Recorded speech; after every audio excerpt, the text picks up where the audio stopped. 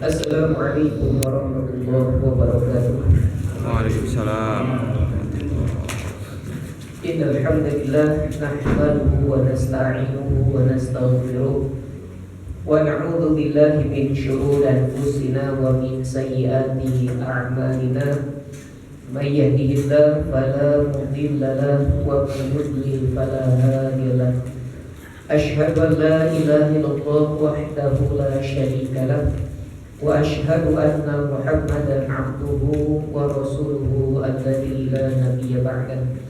Allahumma shalli ala nabiyyina Muhammad wa ala alihi wa sahbihi ajma'in, amma ba'du.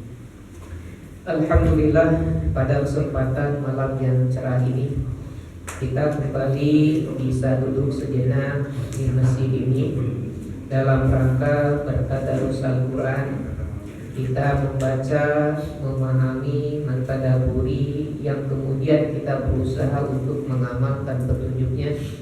Mudah-mudahan kita diberikan istiqomahan oleh Allah Subhanahu wa Ta'ala. Amin. Tak lupa salawat serta salam semoga terus tercurah limpahkan kepada Nabi kita Nabi Muhammad sallallahu alaihi wasallam beserta keluarganya, para sahabatnya, dan juga kita semua selaku umatnya. Baik, kita lanjutkan surat Al-Fajr ayat yang ke-15 sampai ayat yang ke-20.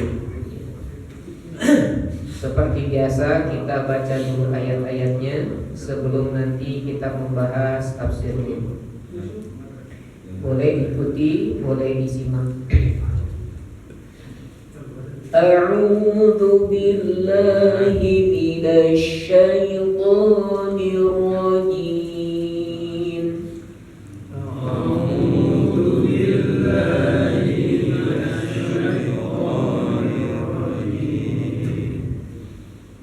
فأما الإنسان إذا ما ابتلاه ربه فأكرمه ونعمه فيقول ربي أكرمن.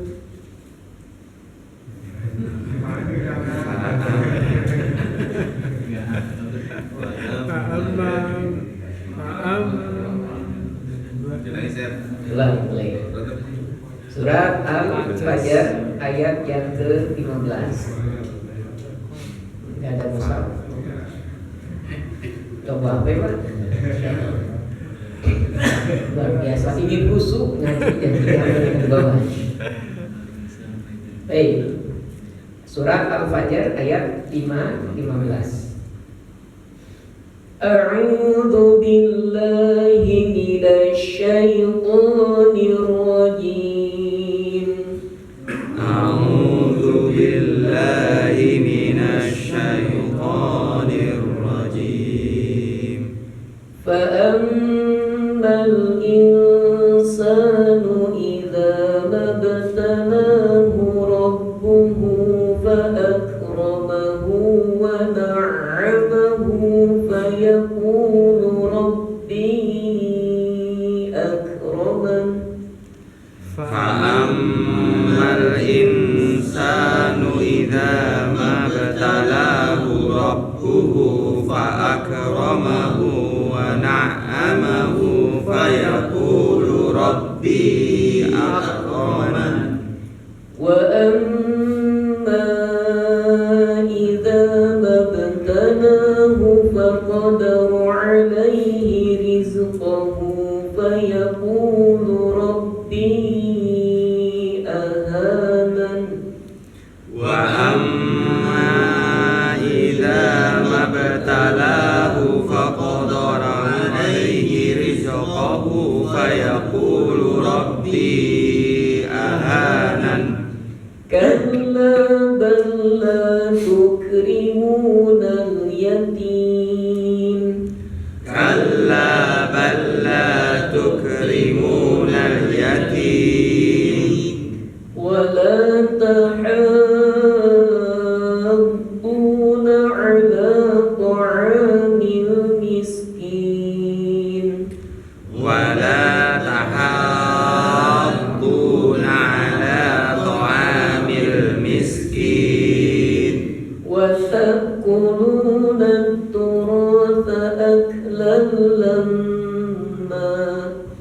wa ta'kuluna turasa aklan lamma wa tuhibbunal mala hubban jamma wa tuhibbunal mala hubban jamma. Fa'amal insan, maka adapun manusia, ila mabtalahu rabbuhu, apabila Rabbnya memuji manusia tersebut, fa'akramahu, lalu Allah memuliakannya, wa na'amahu, dan memberikan kenikmatan-kenikmatan kepadanya, fayaqulu, lalu dia mengatakan, Rabbi akraman, Rabbku telah memuliakanku. Wa amma, dan sebaliknya, adapun idza mabtalahu, apabila Allah memujinya, faqadara alaihi rizqa, rizkinya Allah sempitkan, fayaqulu Rabbi ahana, maka dia akan mengatakan Rabbku telah menghinakanku. Maka kemudian Ibnu Katsir mengatakan ataupun menafsirkan, yaqulu ta'ala munkiran 'alal insan fi i'tiqadihi idza wassa'a Allahu 'alaihi fi rizqi liyahtabirahu fi dzalik. Allah Subhanahu wa taala membantah, mengingkari bagi manusia yang berkeyakinan bahwa apabila Allah meluaskan, apabila Allah melapangkan rizki kepadanya, kemudian orang itu mengatakan Allah memuliakan saya, ya. Apakah ukuran kemuliaan diukur dengan rizki? Apakah kemuliaan hanya diukur dengan harta? Kalau seandainya kemuliaan diukur dengan harta, berarti orang yang mulia di hadapan Allah siapa? Orang kaya.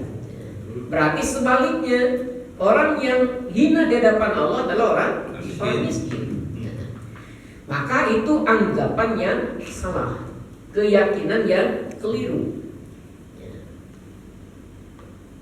Begitupun ada anggapan bahwasanya ketika Allah memberikan banyak kenikmatan, ya, maka dia mengatakan Allah memuliakanku. Sebaliknya, kalau diberikan kenikmatan-kenikmatan yang sedikit, mengatakan Allah menghinakanku. Maka sekali lagi, ukuran mulia ataupun ukuran hina tidak diukur dengan rezeki, tidak diukur dengan harta, ya. Ada nggak orang yang kaya tapi mulia? Ada banyak juga kan itu. Contohnya siapa? Contohnya saya, Masya Allah. Luar biasa. Alhamdulillah tuh, pede Pak, luar biasa. Contohnya siapa? Saya. Contohnya banyak. Rasul kaya nggak Pak? Rasul kaya itu. Pernah miskin? Pernah. Tuh, jadi dua-duanya ada Pak. Sosok ketika kaya seperti apa, ketika miskin seperti apa. Khadijah radhiyallahu anha orang kaya. Siapa lagi? Abu Bakar, Utsman, Abdullah, siapa? Abdurrahman bin Auf, dan banyak sahabat yang lain itu kaya dan bisa menjadi mulia. Kapan? Ketika menggunakan kekayaan itu untuk ketaatan kepada Allah, bersyukur menjadi orang kaya. Enak jadi orang kaya banyak harta kan itu. Nih bangunan ini belum beres nih, semennya dari saya, pasirnya dari saya, bangun semua kan itu. Enak Pak. Kalau jadi orang kaya ya taat kan itu. Maka ukurannya bukan banyak atau tidak hartanya, tetapi bagaimana ketaatannya. Kemudian orang miskin apakah pasti menjadi orang hina? Belum tentu kan itu. Banyak nggak sahabat Nabi yang miskin Pak? Banyak. Kan awal-awal Islam muncul itu pengikut biasanya mayoritasnya orang-orang miskin, strata ekonominya rendah. Ya. Banyak diantaranya pun hamba sahaya. Tapi itu apakah menjadi hina di hadapan Allah? Tidak. Bahwasanya kemudian jangan sampai diukur kemudian itu dengan harta. Yakin di dunia banyak harta jadi mulia? Belum tentu kan gitu. Kadang di kita masyarakat kita silau dengan harta. Orang mendapatkan kedudukan yang tinggi dianggap orang itu punya strata sosial yang tinggi karena harta. Tuh lihat tuh si fulan hartanya banyak, mobilnya 4 mewah semua. Apa ciri mewahnya? Tuh lihat mobil mewah itu bagaimana Pak? Maju ke depan, mundur ke belakang. Sama aja berarti kan gitu ya. Maju ke depan, mundur ke belakang. Kirain mobil mewah itu kalau mundur ke depan juga itu. Harta, aset, kekayaan emasnya, dolarnya, rupiahnya, wah itu nggak berseri. Tuh dia sekarang jadi orang Pak. Bahasanya kan? Tuh lihat tuh sekarang dia jadi orang. Pertanyaannya kemarin jadi apa? Jadi monyet kan gitu. Enggak kan gitu. Maka jangan sampai menjadi ukuran. Dan belum tentu Pak. Orang yang kaya semakin kaya itu semakin tenang hidupnya. Jangan dikira kan gitu. Nah, kemarin kan penjarahan tuh yang dijarah orang kaya orang miskin Pak. Orang kaya itu, wah pejabat kan itu kaya tuh jadi nggak tenang ternyata. Ya. Maka mending mana Pak? Mending miskin, mending kaya Pak? Kaya. Tetap mending kaya. Ya. Kemudian Allah memberikan banyak nikmat, banyak kenikmatan yang Allah berikan. Ya. Ada yang diberikan oleh Allah banyak anak. Ya. Maka kemuliaan seseorang apakah dilihat dari banyaknya orang ataupun tidak? Jadi standar tidak Pak? Tidak kan gitu. Berarti kalau seandainya kemuliaan seseorang diukur dengan banyaknya anak, ya, berarti kasihan dong yang mandul, yang gak punya anak kan gitu. Berarti hina dong kan gitu. Nah ini standar yang harus diluruskan. Maka kenikmatan yang Allah berikan itu merupakan ujian. Banyak harta ataupun sedikit harta sama-sama ujian. Banyak anak, sedikit anak, tidak punya anak, statusnya sama-sama ujian. Kalau banyak anak kira-kira bersyukur bersabar Pak? Banyak anak bersyukur bersabar Pak kira-kira? Sabar dan syukur. Bersyukur dan bersabar gitu ya. Ada orang yang punya anak Pak, dua-duanya sukses Pak. Dua-duanya sukses. Anaknya tumbuh dewasa menjadi orang yang sukses. Rutin Pak setiap bulan kirim ke orang tuanya 3 juta Pak. Satu orang 3 juta. Berarti kalau 2 orang 6 juta. Kemudian si istrinya bilang ke suaminya, Pak saya nyesel. Nyesel kenapa? Anak kita 2. Coba kalau 10 Pak. Kalau 10 berapa? 30. Pikirnya ke situ tuh. Ada juga yang nyesel kan gitu. Punya anak sedikit. Maka kadang kita bersabar, kadang kita bersyukur tergantung situasi dan kondisi kehidupan. Ketika diberikan kenikmatan kita bersyukur, ketika diberikan sesuatu yang tidak sesuai dengan keinginan hati kita bersabar. Maka kemudian fayataqidu anna dzalika minallah ikramun lahu wa laisa kadzalik. Maka siapapun yang berkeyakinan bahwa kemuliaan itu diukur dengan harta, dengan banyaknya harta, dengan banyaknya rizki, dengan banyaknya kenikmatan, maka itu bukan ukurannya.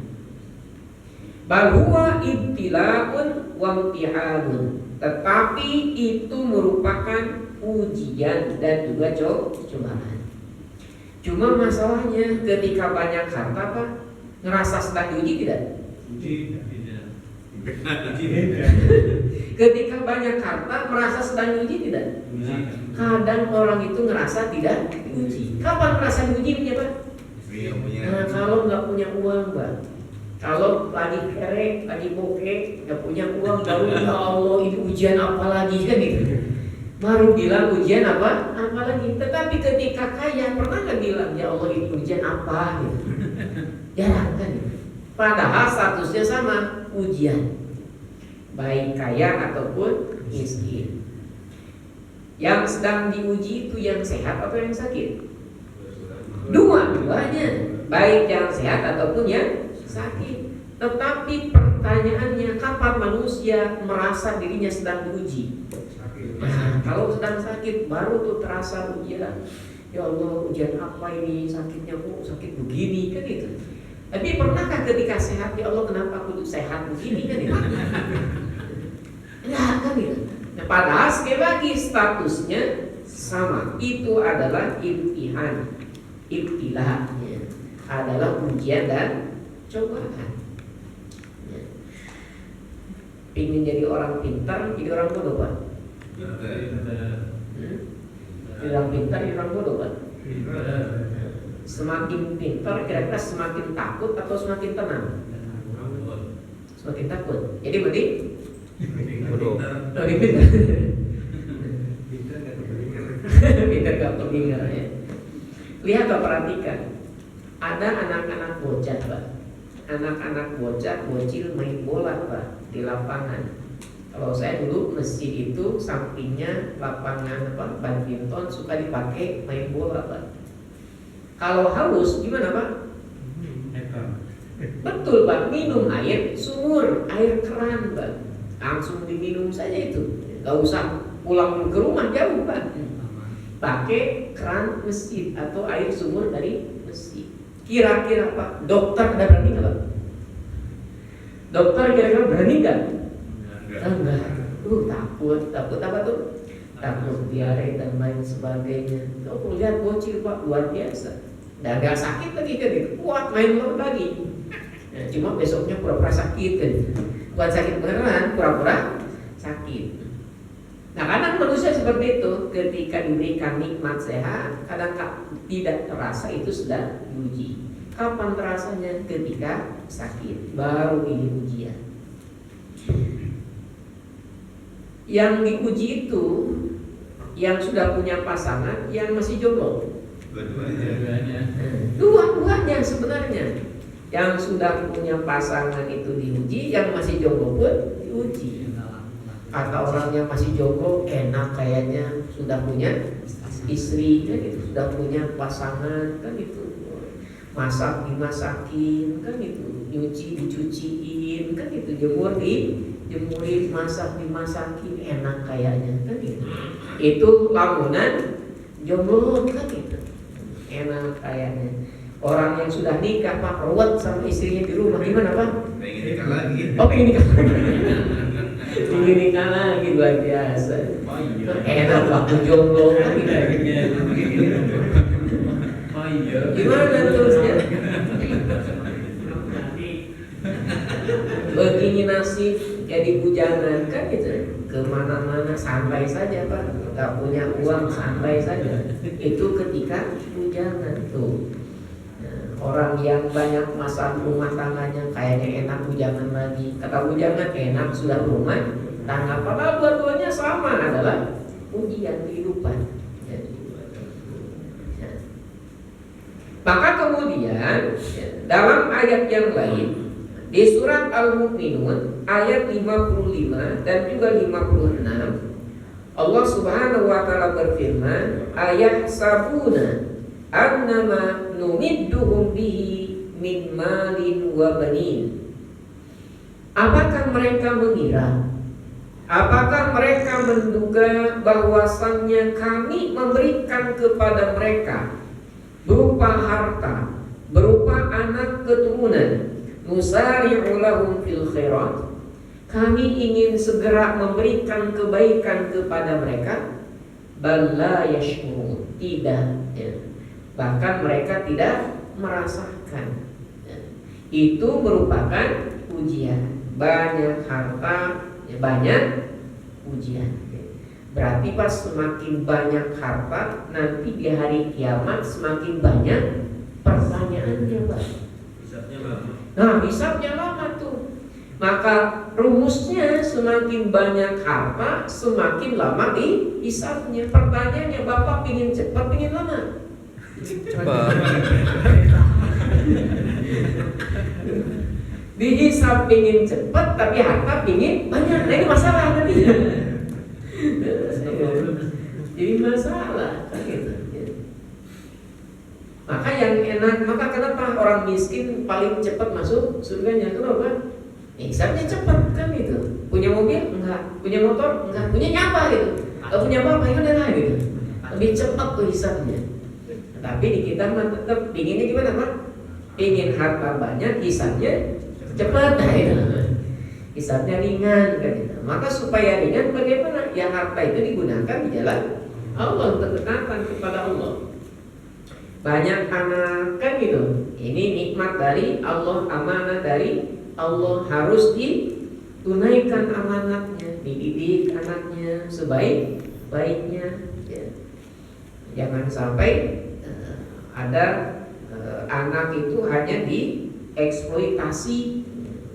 Ada anak yang jadi artis, kemudian uangnya diambil oleh orang tuanya, anaknya ditelantarin gitu. Nah, hanya mengambil manfaat dari anaknya saja untuk kepentingan pribadinya. Banyak anak, banyak rezeki. Betul, Pak? Betul. Kenapa banyak anak, banyak rezeki? Karena anak membawa rezeki masing-masing. Kita mah sebagai wasilah saja. Wasilah dari Allah memberikan rezeki. Pada hakikatnya yang memberikan rezeki itu adalah Allah, baik orang tuanya ataupun anaknya. Wa kadzalika fil janibil akhar idza talahu wa tahanahu wa dhayyaqa alaihi fi rizqi. Begitupun di segi yang lain Allah menguji seseorang dengan kesempitan rizki, ya. Rizkinya sedikit, hasilnya sedikit, padahal kerja keras kan itu. Sudah kerja keras, banting tulang, walaupun tulangnya gak dibanting-banting kan gitu. Saking kerjanya sangat keras, tapi hasilnya tidak memuaskan kan itu. Ada orang yang kerjanya Pak datang ke kantor, tanda tangan kan itu, tidur di kantor, itu gajinya gede-gede kan itu. Rapat tidur kan itu, tapi gajinya gede-gede.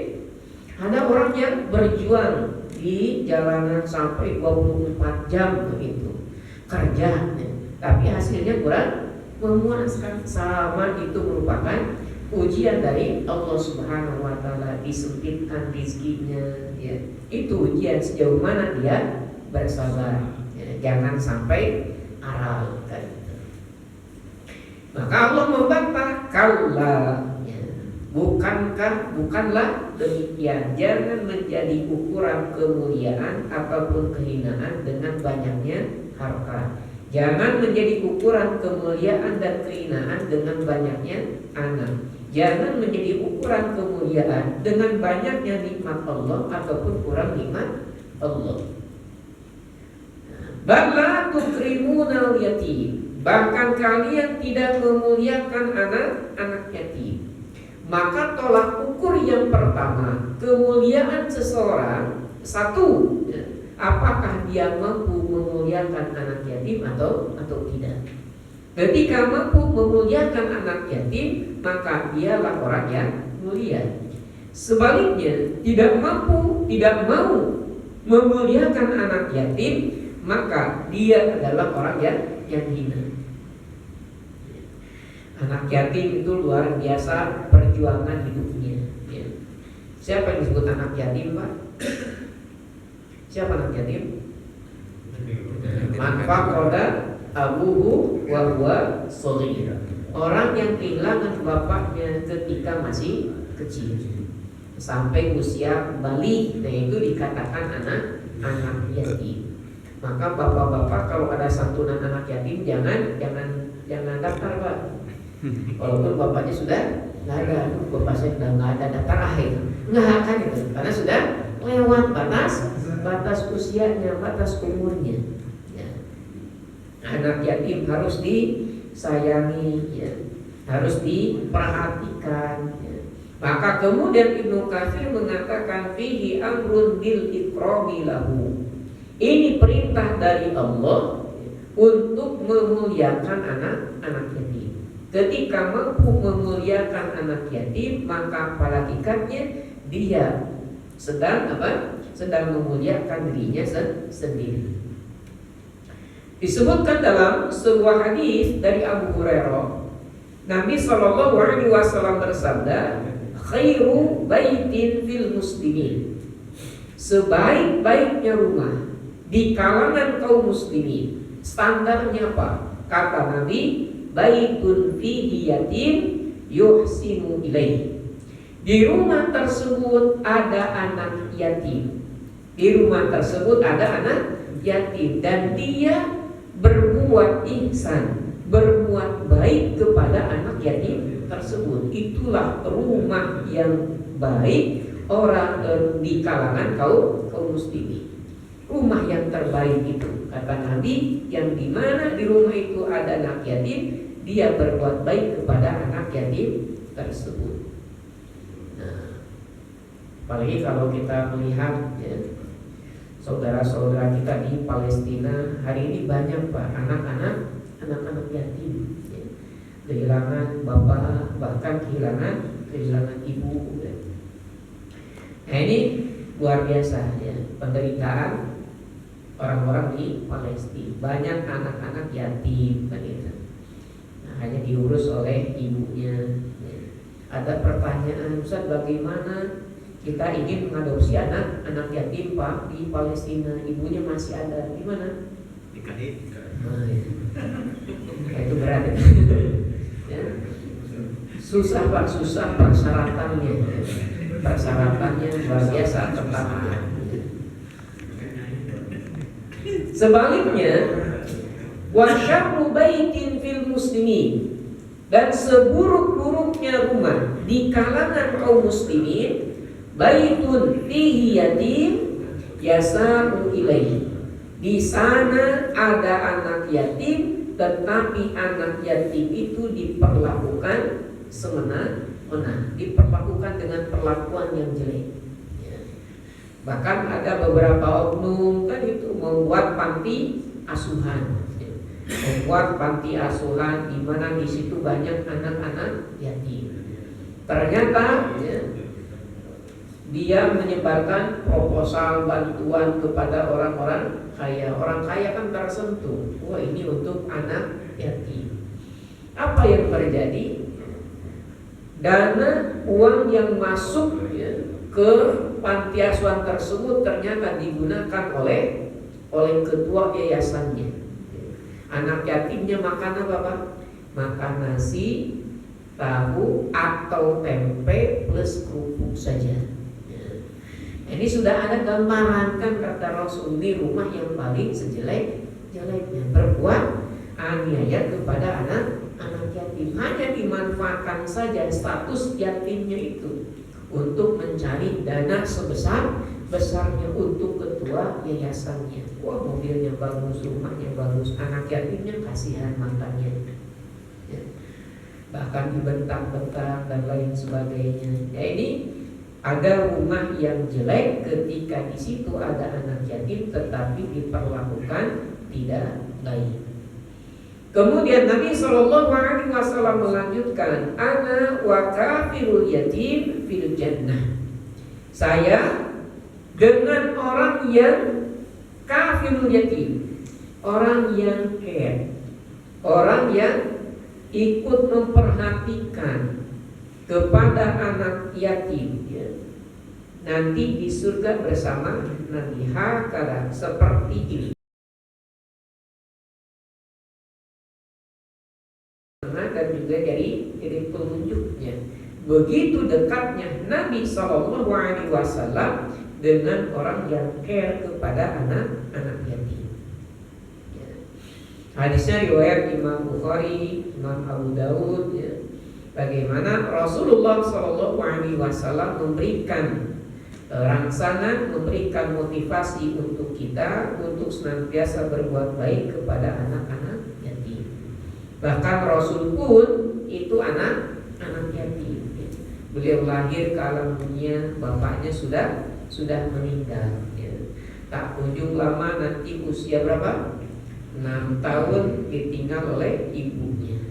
Berat perjuangan hidupnya. Maka Nabi SAW sangat merasakan bagaimana situasi, kondisi kejiwaan itu, tentang kejiwaan anak-anak yatim. Maka kata Nabi, ana abul yatama, saya adalah bapaknya anak-anak yatim.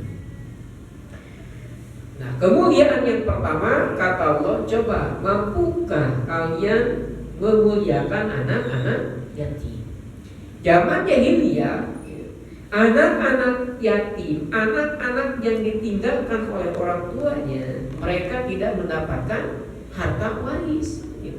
Anak-anak kecil, apalagi anak perempuan itu nggak dapat, dihinakan, diambil hartanya. Bukannya harus berbuat baik, tapi berbuat jahat. Yang berikutnya, wala ta'adduna ala ta'amil miskin, dan kalian tidak menganjurkan, tidak memberikan motivasi untuk memberikan makan kepada orang miskin. Ya. Orang miskin, Pak, kalau makan gimana, Pak? Orang miskin itu dia tidak dalam keadaan makan, dia berpikir apakah besok makan. Dalam kondisi tidak makan, apakah besok makan. Kenapa? Karena belum tentu dia dapat makanan. Hari ini aja belum dapat makanan, apalagi besok gimana. Tapi kalau orang kaya gimana, Pak, mikirnya, Pak? Dia sedang makan, dia mikirnya apa? Besok makan apa? Besok makan apa? Besok makan di mana? Sudah yakin besok dapat makan. Nah, maka harus menganjurkan memberi makan kepada orang-orang miskin. Yakni la ya'muruna bil ihsani ilal fuqara wal masakin. Mereka tidak memerintahkan untuk berbuat baik kepada kaum fakir dan juga kepada kaum miskin. Tentu ketika orang memuliakan ataupun memberi bantuan makanan kepada fakir miskin, itu merupakan sebuah kehormatan, merupakan sebuah kemuliaan. Ya. Banyak orang yang miskin, ada orang yang kurang mampu dalam aktivitasnya, keterbatasan fisiknya, makan sehari kadang enggak, kadang hanya minum air putih saja. Itu penting bagi kita untuk senantiasa menganjurkan membantu kepada orang fakir dan juga miskin. Ketika mampu berbuat ihsan, berbuat baik kepada fakir miskin, maka pada hakikatnya kita sedang menjadikan diri kita mulia di hadapan Allah Subhanahu wa ta'ala. Kemudian yang berikutnya, wa ta'kuluna turafa aklan lamma, dan kalian memakan at-turaf, memakan harta waris, aklan lamma, dengan begitu apa? Begitu tamaknya, begitu rakusnya ketika urusan waris. Ya. Maka zaman jahiliyah tadi saya sebutkan, para perempuan itu tidak berhak mendapatkan waris, bahkan perempuannya pun diwariskan. Anak-anak yang belum besar, masih kecil, tidak mendapatkan waris. Warisnya diambil oleh orang dewasa. Begitu serakahnya mereka terhadap harta warisan. Kira-kira hari ini, Pak, sama gak, Pak? kasus waris kan itu, gara-gara harta warisan, mau bagi waris Pak, bawa golok dari rumah Pak, bawa golok dari rumah. Kenapa? Wah tahu kalau nanti dibagi waris, laki-laki dapat 2, perempuan dapat 1. Si suaminya gak mau kan itu, istrinya dapat 1, pengennya 2 kan itu, sama minimal disamain kan, bawa golok kan itu saking gak pahamnya. Ada orang yang tidak berhak menerima waris karena beranggapan dia masih anggota keluarganya, wah dia paling terdepan tuh, padahal gak berhak menerima waris tuh. Ya. Nah ini terkait harta warisan. Ketika orang tuanya sakit, anaknya mah gak ada yang nengok kan gitu, kita diurusin oleh si bungsu kan itu, oleh si bungsu. Meninggal orang tuanya langsung datang kan gitu ya, karena hartanya banyak. Nah, itu begitu semangatnya untuk mendapatkan harta waris ya. Bahkan perlu kita setidaknya pelajari bagaimana terkait dengan aturan waris kan gitu.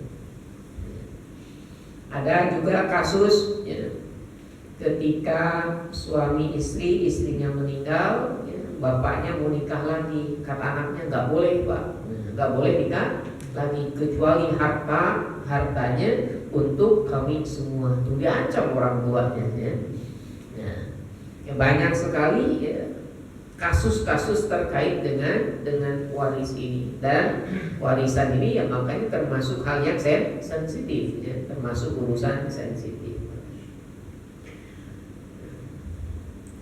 Kemudian wa tuhibbunal mala hubban jamma, dan kalian mencintai harta dengan kecintaan yang besar, sangat cinta kepada harta. Kalau cinta harta manusiawi kan itu, suka harta, suka mobil bagus ya manusiawi. Yang nggak boleh itu gimana Pak?